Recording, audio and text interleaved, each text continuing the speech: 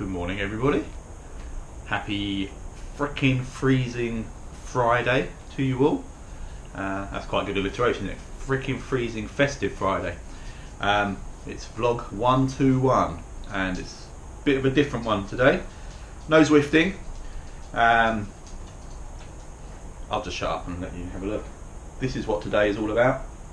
Ta-da! These have been sitting here for nearly 24 hours now and I've not been able to touch them. It's been absolutely torturous. I had to, pretty much as soon as they were delivered, I had to go out. I'd stupidly agreed to take my son to pick up his new car and then had family duties, cooking, shopping, whatever to do by the time that was done. Then it was just too late to even consider doing a video. They've been sitting here just waiting for a bit of attention and I've not even seen them. I've not opened the box. I have no idea. I'm just keeping my fingers crossed it is what I'm thinking it is. Right, no, I know it is, but I'm hoping they're not damaged or disappointing. Right, what they are is a set of Hunt Aero wide 38 carbon road wheels, tubeless ready road wheels. And the reason I have them actually there's a bit of a story behind it. Some of you will already know. Let me just put my coffee down. It's to do with this letter.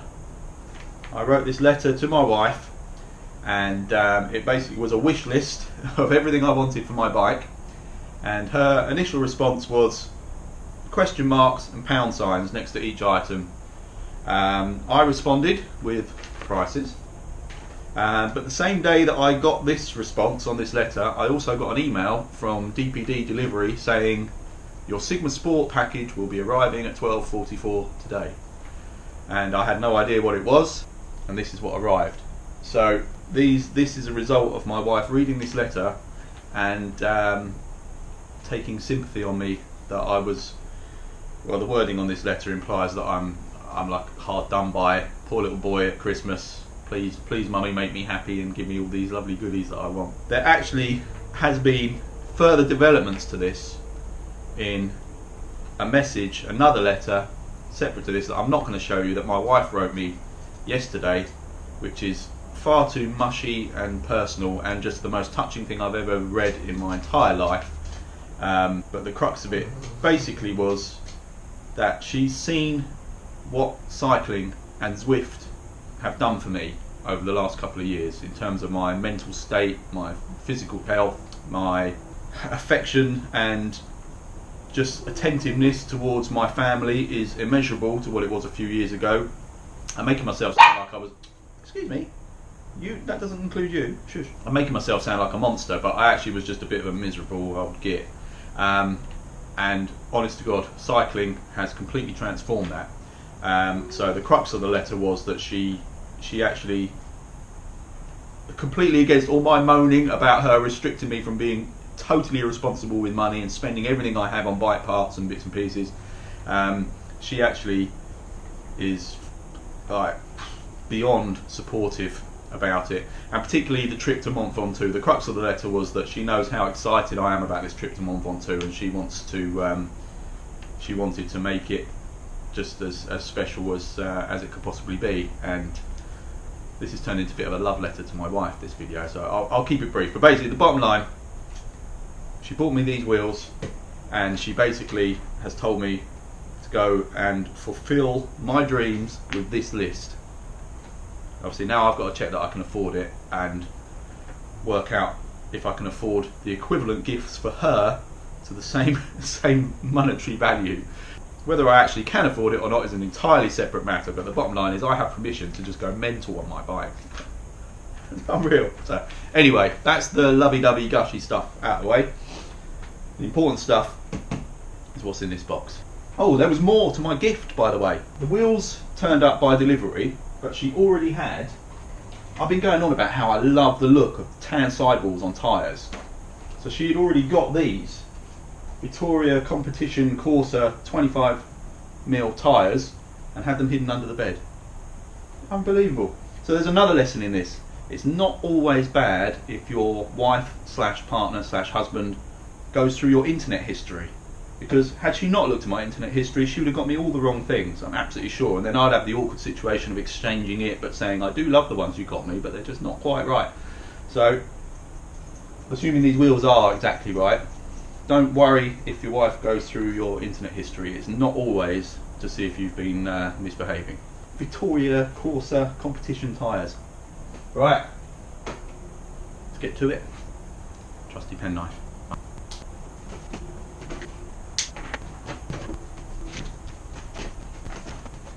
Well, there are two of them, which is a good start. Let's do the boring bits first. Okay, brake pads. I'm assuming these are obviously going to be carbon specific brake pads. And what's this? Okay, tubeless valves for, I mean these aren't tubeless tyres, so that's the next step, but I'm quite happy to just do it as this is at the moment. So but tubeless valve, I'm hoping there's more than one. Yes, there is. Two tubeless valves, some brake pads, another set of brake pads, picking up here. What's this? Oh, this is like a spoke key for different thickness spokes, I take it. Spoke key. What on earth could that be? No idea what that is. Anyone?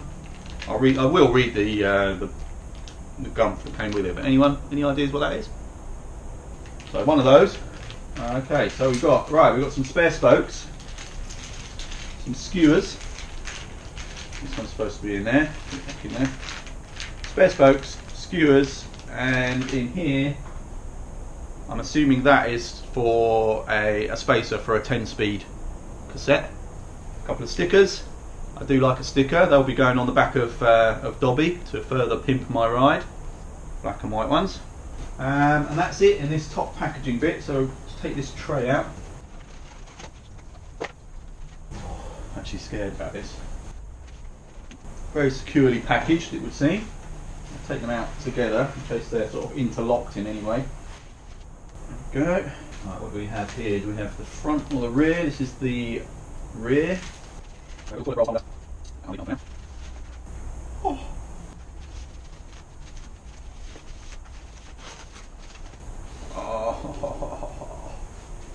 Oh. Oh.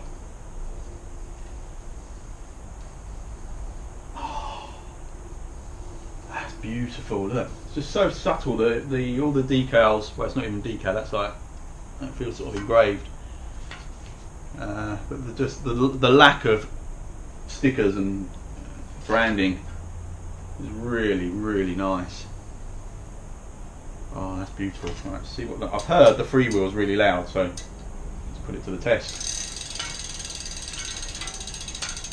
Yeah, that's pretty loud. Although a lot of that noise is this label.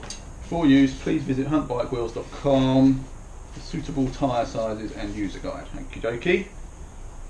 Oh, that's gorgeous.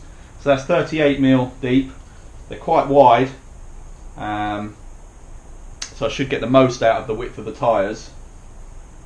Right, just put this one down. Check the front one.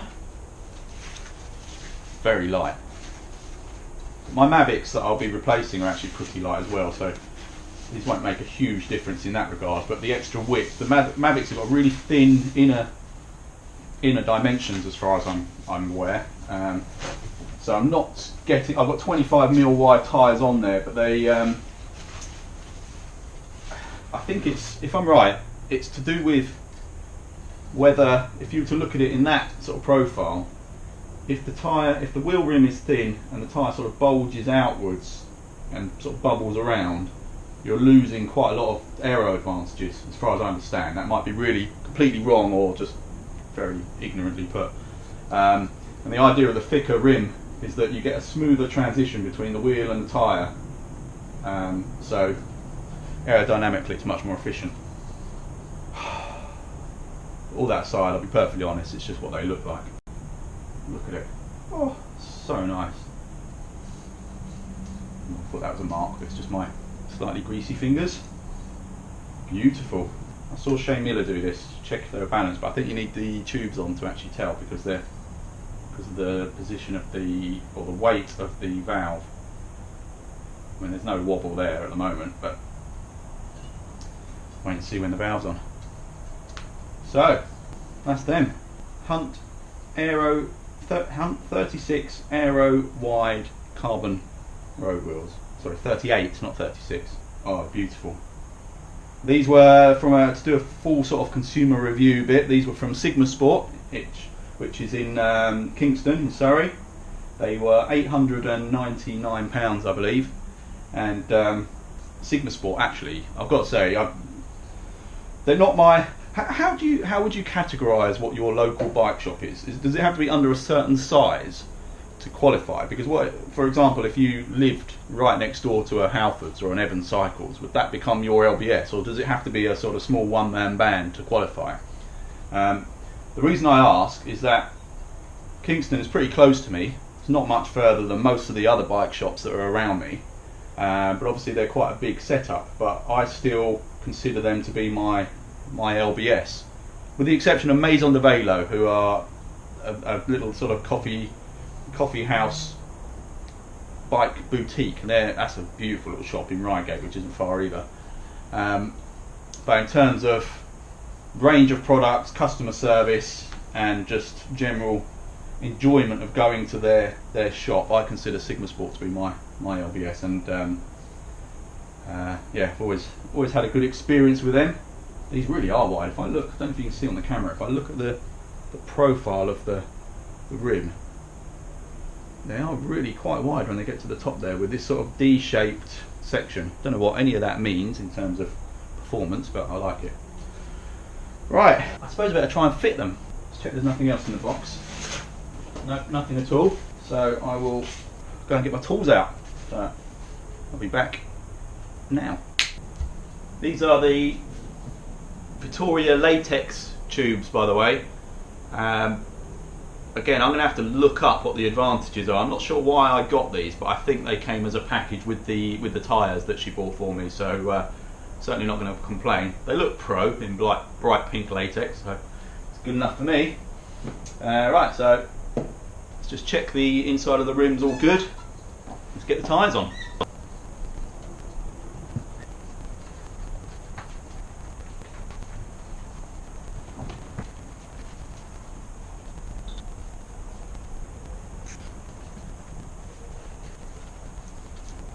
Annoyingly, as I've popped the tyre over, the tyre label hasn't lined up with that label, so that won't do.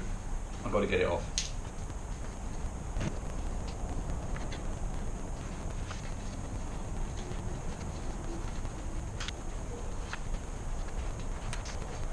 That's much more like it. Okay, let's get the tubes in.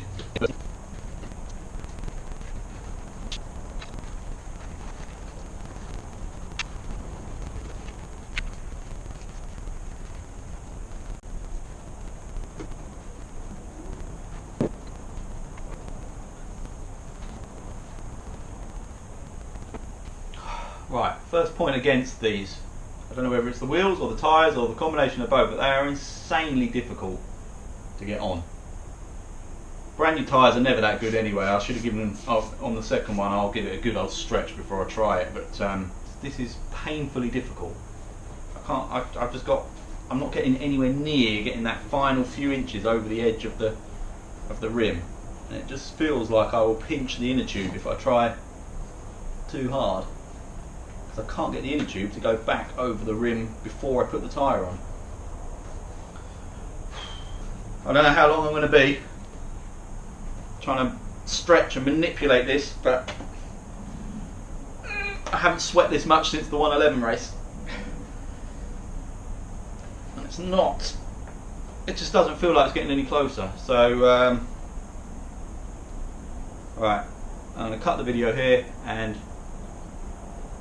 don't know how long it will be before I'm back, but hopefully the tyre will be on. I must say, they're looking incredibly sexy, but the effort should be worth it. But at the moment, I just want to throw them in the bin. Right, I've come to the conclusion that this is how they're supposed to look. That is honestly as far as I can get the thing onto the wheel. So I think that must be how they're made. There must be some special design I've not been aware of, where you can have about 1/8 of the tyre not sitting over the wheel at all, and it's some kind of benefit for rolling resistance or something like that, because they clearly must have been designed that way, because unless you are Hulk, you're not getting this tyre on. So I'm going to top up with caffeine, have another little go, but failing that, I'm going to just throw them in the garden and forget I ever got them.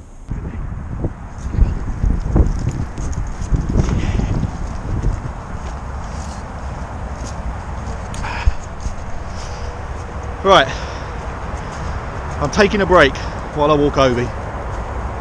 This is absolute agony for your fingers, trying to put this particular tyre on this particular wheel, but I'm pleased to say I managed to succeed. Wheel 1 is done, and it's thanks to a video I found on YouTube, so I'll put a link in the description, so thank you to that fella that showed me how to do it. I'll also try and replicate what you did for this video with wheel number 2 when I get back home. But this video is taking longer now to make than the 111 race video took, and I've had more breaks, or needed more breaks in this video than I did in the 111. And my thumbs are numb from trying to roll a tyre onto a wheel. But anyway, it's done, and it's lucky that one was done, because I was at the point of basically losing my mind, and there were plenty of swear words, and luckily the end product, as you'll see in a minute when I get back home, is well and truly worth it, which is why I got a smile back on my face. But yeah, taking a quick break, walk over and go back and do wheel number 2. I'm also going to use this quick break as an opportunity to tell you something else about my wonderful wife. This turned out to be a personal love letter to my wife. But a little while ago, I showed her a picture, very briefly, of what I thought was my dream Cervelo on Instagram, and she completely ignored me and did the usual, oh yeah, it's nice kind of response, as you expect. And it turns out she's paying a heck of a lot more attention than I realised, because she actually used that picture, and I'll show you the picture here actually, I've still got it. There, over there. She actually used that picture to speak to somebody and find out what the tyres were, because I'd said how much I loved the tan sidewalls on those tyres, and that obviously was what she used to make the decision to get me these Vittorias. And so really the moral of this story is, when you think they're not listening, they really are. Whether that's always a good thing or not is up for you to decide, but it also teaches me I'm going to have to be a heck of a lot more attentive to her wants and wishes than I have been in the past. So anyway, like I say, this has turned into a slightly more lovey-dovey thing than I'd ever intended, but there we go. Right, so my hands are now freezing as well as in pain from holding this camera in what is minus a gazillion degrees. So I'm going to shut up, warm my hands up in my pockets, and as soon as I finish this walk, wheel number 2. Right, I'm back. I've warmed up a little bit, and as you can see, this is the wheel I managed to complete before I left. Just tighten that up. And this is why I'm happy that the effort was worth it, because oh my word, I mean, that, I don't know how well that's coming across on screen, but that's just a thing of absolute beauty and joy. Well, it's not quite so beautiful is what I'm about to do now, which is try and get the second tyre on, so wish me luck. Oh, my thumb, that's going to be blistered big time, so there's my ready-made excuses for our next race anyway. Right, so I'll set this one aside, get working on this bad boy. So the method was similar to normal, in that you kind of have to roll the tyre on, but it seemed very crucial that the rest of the tyre is sitting towards the middle of the rim and not up against the bead. So I'm having to make sure I push this right over into the middle of the rim, and then this is quite a drawn out process. Start rolling back, just very gradually rolling backwards, and then every so often go around the wheel again, making sure I'm pulling the edge of the tyre away from the edge of the wheel and into the middle. I assume that just gives it a little bit more slack, a little bit more room for manoeuvre.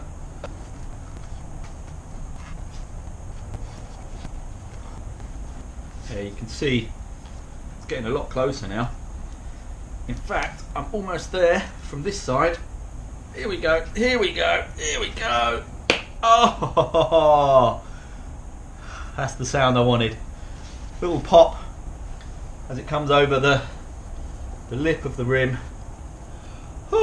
Tyre number 2. Right, let's get some air in this bad boy. It still doesn't sit properly until it's got some pressure in it, and hear a rather disconcerting pop as the pressure goes up and the tyre starts to seat itself properly in the rim. Okay, so here we go. Usually comes at about, oh, there was one little one, not a very loud one actually, but it seems to be about sort of 40 psi. It starts popping into place. There we go. That's bang on 40, by the way. That should be a bike technician. Oh, there's another one. Really, oh, I don't like those kind of sounds. Let me just prop this up against the tripod gently so I'm not having to pump with one hand. I'm only going to do it to about, I don't know, 80, 90 psi maybe, just to make sure it's fully in there. There we go, that's 90. Let's put Joe Blow to the side. Check that it looks like it's seated all the way around. Oh, they're just, it's just a beautiful thing. So there we go, tyres fitted. Next job, get the cassette on the rear wheel. Sorry, I don't know if you want to be able to see my face, but it seems a bit rude that you can't. Get the cassette on the rear wheel, put the skewers in, see what they look like on the bike. Right, what I do also very luckily have is a brand new Ultegra 11-speed cassette, and it's an 1132, and I bought this actually some time ago with a view to putting it on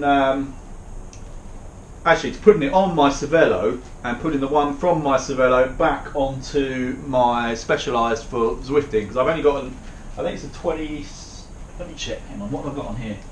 I think it's a 28 that I've got on the Drivo for Zwifting, and I quite fancied a 32 just for any times that I decide to do 100% realism and climb up to the radio tower. I'm going to need all the help I can get. So I bought this a long time ago actually to put on the Cervelo, like I say, but just never got around to it. So this is perfect timing. I can put this straight on here.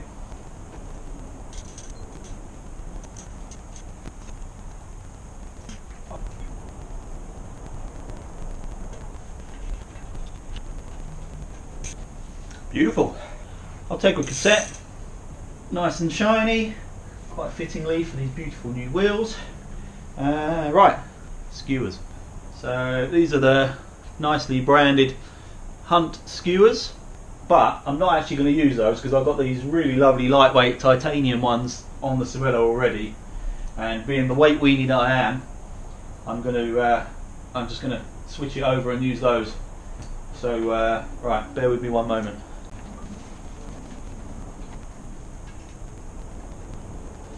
The front quick release added. So there's that's the other 1132 cassette that I've got that I can now put on my Drivo to make that mountain climb a little bit easier on Zwift.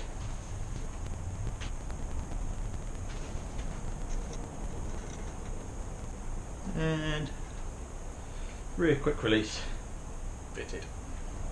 Alright, I think it's time we got these babies on the bike.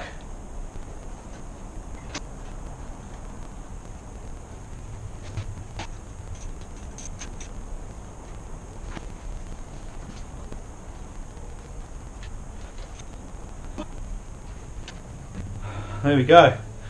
I haven't got an awful lot of space to be able to show it off properly, but oh my god, I don't know how well that's coming across on camera, but oh, right, I need to get that grease off from my fingerprints. The chain is far too dirty for the cassette as well, so in fact I can't ride this just yet because I need to change the brake pads to the carbon ones, and I'm gonna take the chain off and really clean it up before I actually do any riding. But what do you reckon? I'll give you a closer look.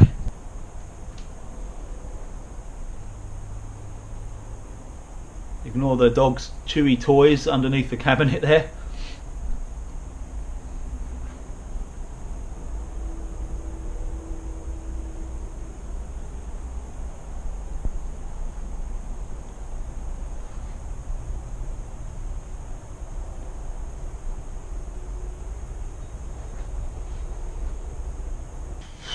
So there we go.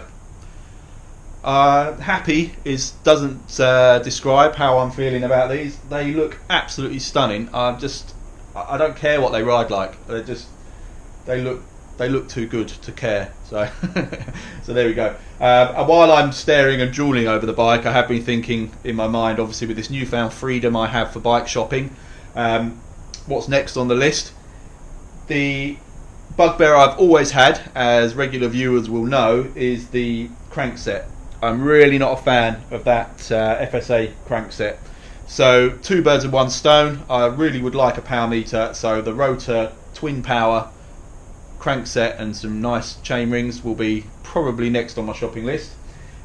Also, obviously, I've already got what I absolutely love, the Data Superleggera seat post and stem, and I'd always intended on getting the handlebars. They were on my list as well, so they might jump to the top because, well, mainly because they're about the cheapest thing on my list.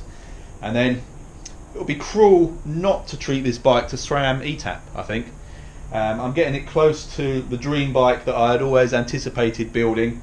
The frame deserved more, much more, than the components it came with, of which actually I think only the crank. Actually, no, it's the whole group set, isn't it? The whole group set is still standard. The brakes have already changed, but if I end up going SRAM, I'll change the brakes as well, just because I'm a bit OCD like that. But everything else, the finishing kit's been changed. Obviously, wheels have been changed a couple of times since I got it. So I'm getting nearer and nearer this dream bike build that I'd had in mind a little while ago. So yeah, right, I'm going to go and do some internet shopping. Oh, actually, before I go, I've been weighing. I do weigh the bike every time I make some changes, and obviously with the intention of getting it as light as I possibly can, because my biggest fear is climbing, and with Mont Ventoux not that far away, I'm needing to lose weight from myself as well as from my bike. Prior to putting the wheels on, it was 7.58 kilograms, and these wheels, I did just weigh it. They have actually put the wheel and tyre combination has actually increased the weight very slightly to 7.66 kilograms. So I'm hoping the aero benefits of the wheels will negate the weight disadvantage. The Mavics I did have, as I mentioned, were actually really light. So all of that will come back down again once I change the bars, chain ring, whole group set. I want to get it below 7 kilograms if I can, then I'll be happy.